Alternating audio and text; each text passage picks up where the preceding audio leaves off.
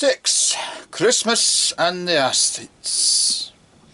The world is round, so round that the schools of optimism and pessimism have been arguing from the beginning whether it is the right way up. The difficulty does not arise so much from the mere fact that good and evil are mingled in roughly equal proportions. It arises chiefly from the fact that men always differ about what parts are good and what evil. Hence the difficulty which besets undenominational religions. They profess to include what is beautiful in all creeds, but they appear to many to have collected all that is dull in them. All the colours mixed together in purity ought to make a perfect white.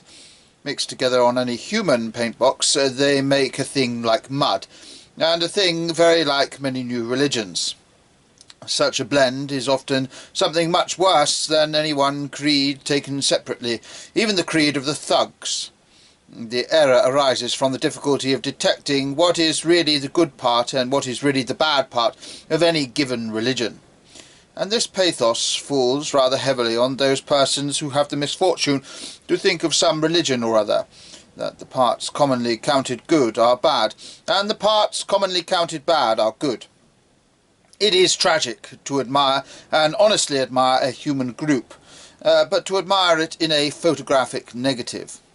It is difficult to congratulate all their whites on being black, and all their blacks on their whiteness.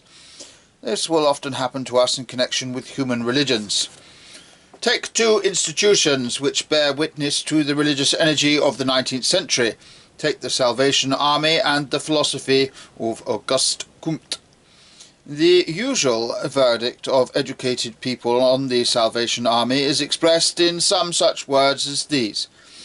I have no doubt they do a great deal of good, but they do it in a vulgar and profane style. Their aims are excellent, but their methods are wrong. To me, unfortunately, the precise reverse of this appears to be the truth. I do not know whether the aims of the Salvation Army are excellent, but I am quite sure their methods are admirable.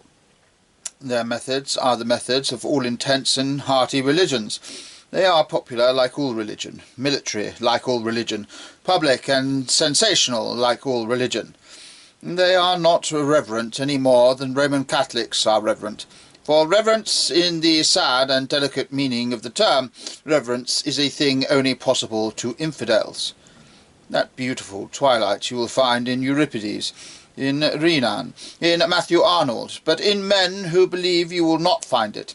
You will find only laughter and war. A man cannot pay that kind of reverence to truth solid as marble. They can only be reverent towards a beautiful lie.